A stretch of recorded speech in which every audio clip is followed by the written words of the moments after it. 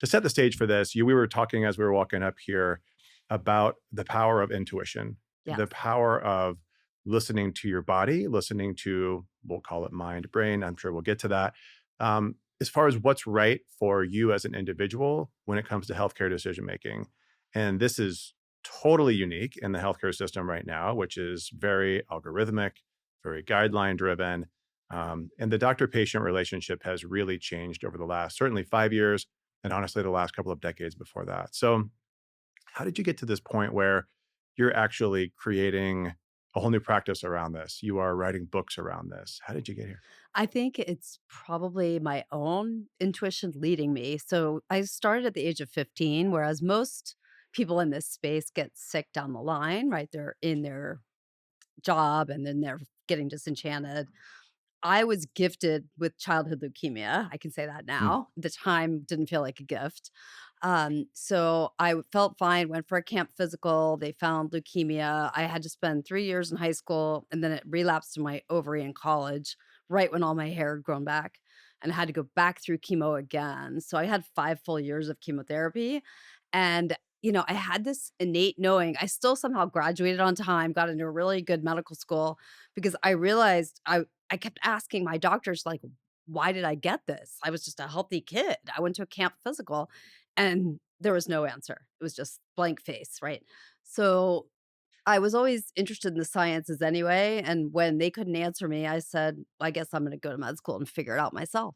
So despite having heart failure from chemotherapy, in addition to all the other fun things that 5 years of chemo can cause, I graduated on time, went to a great medical school, found out quickly there that when I asked why we were doing certain things for patients that were coming in, nobody had answers there either. And I had this innate knowing. So my intuition kicked in at 15 where I knew I was going to be okay.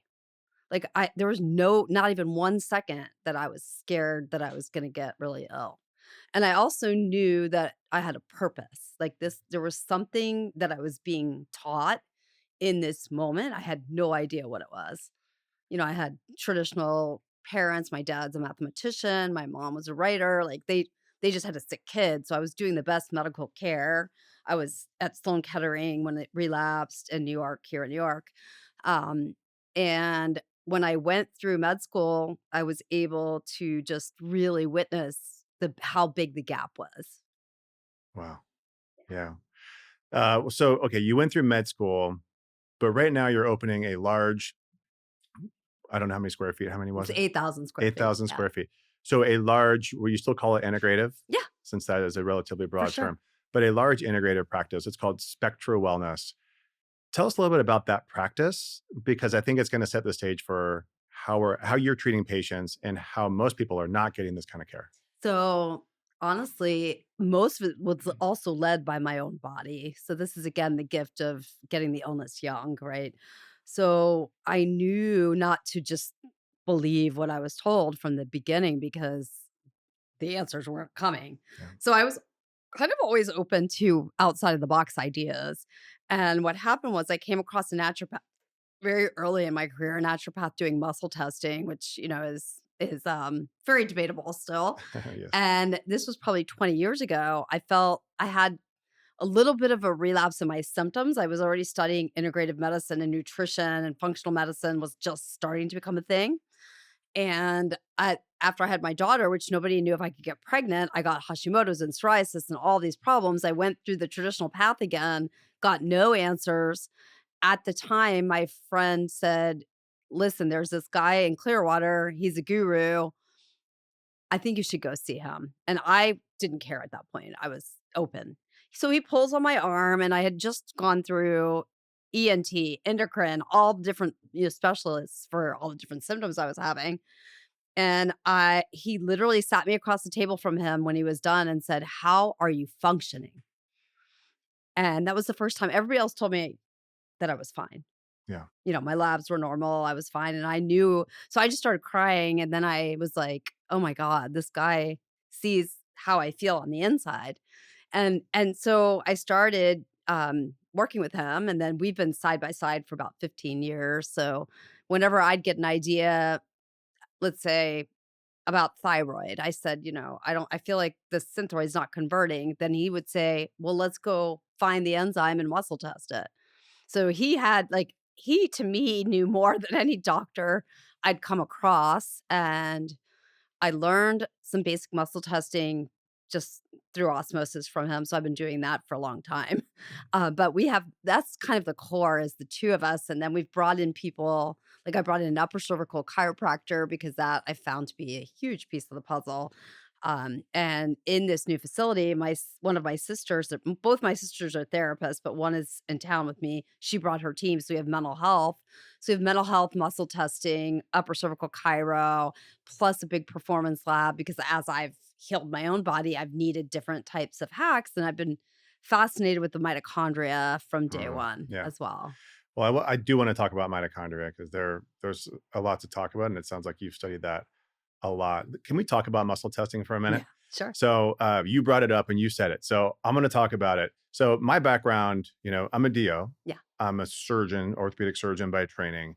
When I was introduced to muscle testing, I thought that is some of the biggest load of crap I've Yeah, ever seen. for sure. Um, but my wife she has a PhD in nutrition. We were talking about that. But on her side of the family, we have, I don't even know how many chiropractors. So 12 or 14, or Oh, I mean, wow. it's a lot, right? And so obviously I've been exposed to their way of practice, and some of them practice like really solid traditional musculoskeletal medicine. Some of them are more in the energy space or using things like muscle testing and some other tools. Some of them are just gone absolutely rogue, as some chiropractors do. Um, but I have to say that when I've seen providers who are using muscle testing, who also seem very intuitive, and it's going to bring us back to this intuition piece. I wonder at this point, is the muscle testing actually like as a tool, is muscle testing doing what we think it's doing, which is guiding us, or is it really just an intuitive practitioner who's using it as a tool that is it's a way for them to bring forward their intuitive nature? What are your thoughts on that? That's a great question. I would say first off, you nailed it. If the practitioner is not open and relatively intuitive, I think the accuracy is definitely less. Hmm. It's also harder to commune with the patient when you're like that. So I think there's a necessary level of intuition slash connection really needed between the patient and the practitioner for Hmm. it to be accurate. I think we will eventually find science proving that it really does give us information. But I think, like you said, the accuracy heightens with the intuition of the practitioner. Yeah. That's how I would answer that. Yeah. My wife's working with a practitioner right now, and I just like I would love to not believe it, but every time it's spot on. And It I is spot on. and I just can't explain it I know, and any I other way. think Yeah. I think when I usually tell patients, "Don't trust me, go try this at home." And then when I explain it as, a reflex and we don't understand it yet, I talk about these principles of truth, so I can share those if you'd like, but the first principle is something may be true, but it's blocked by an agenda. So we saw a lot of that in during COVID times. Like, your intuition might tell you something's true. Principle number 2 is your intuition might tell you something's true, but it's blocked by your own personal fears or cultural conditioning. And a lot of times, we stand behind, we'll just repeat things because we think we're supposed to. And then principle number 3, which is where I put muscle testing, is something may be true, but has not yet been proven. And how many things in medicine did we not know, 30 years ago? And when you see that, yes, the intuition of the practitioner influences the outcome of it, um, I think this whole field is evolving, and I think we're going to find some actual truth as we move forward. I agree. One of the challenges I have, and this actually ties in, you mentioned your first quote unquote functional provider, right? One of the challenges I have, because I technically am a functional provider as well, and I'm using quotes for those people that are listening to this, because I struggle with the word functional because it doesn't really have a meaning. And a functional provider doesn't have any specific credentials or training or anything like that. And so I struggle because there are functional everything out there right now, functional doctors who are doctors in whatever, who can provide some kind of care, but it doesn't necessarily what somebody needs. And yet then we have some amazing providers. Like it sounds like you found somebody who's right for you, which is awesome. But the challenge I see is when I look at the globe, and it just if we just talk about our country, how many people need the type of care that you get? it's everybody, right? There are not enough providers to be able to do this. And so you're very fortunate to have found this person. And so my challenge with all of this, and I talked to my wife about this too. She's very into the energy side of this, is how do we, when somebody asks us, how did you make it through this thing? How did you survive this event, right? This cancer, this whatever. And if you happen to find somebody that was perfect for that, but then where do you steer people? And I get asked all the time because I'm not seeing patients right now. I'm in a hiatus of patient care. People say, "Well, I would love to work with you. I can't." Okay, well, who do I go see? And Have I don't somebody. have anywhere to send them. So I feel that as well. One of my goals is to narrow down. So I've found, even working with the naturopath, that about 80% of people respond to, you know, a good amount, a pretty basic protocol that we offer. So if I can train, which is one of my goals, is to train NPs, and it may be very basic muscle testing potentially, just like on what support they need for their adrenals or their mitochondria, just so they get faster responses because I see that and the patient gets more bought in. But truthfully, the muscle testing doesn't even have to be taught. Like if we can hit 80% of people, and then unfortunately the 20 are gonna have to find a more Sure. evolved practitioner. Right. Yeah, and I sort of live in that 80-20 world right now too, which is the standard of care right now is so poor that actually if we can 80-20 our way to a lot of these things, we're gonna We're help golden. a lot of people for sure. And right, but right now it is the 20%. You're right, and these are the people that they say, "Well, I need this high level of care. Where do I go?" And I shrug my shoulders and say, "I'm sorry, I don't know." Yeah, so my hope is that we kind of get this system that we've got going on right now, which is a 4-phase system, and we can bring it to the masses. I mean, I really wanna start an academy where we train potentially lower level practitioners just so we have a broader reach. Yeah, sure. And then the tougher cases are gonna be stuck finding more seasoned functional docs. Right. Right. And so, like, can we talk about what that process is though? Like, what are these for? So it's 4 pillars that we move patients through. So the first one I call reclaim.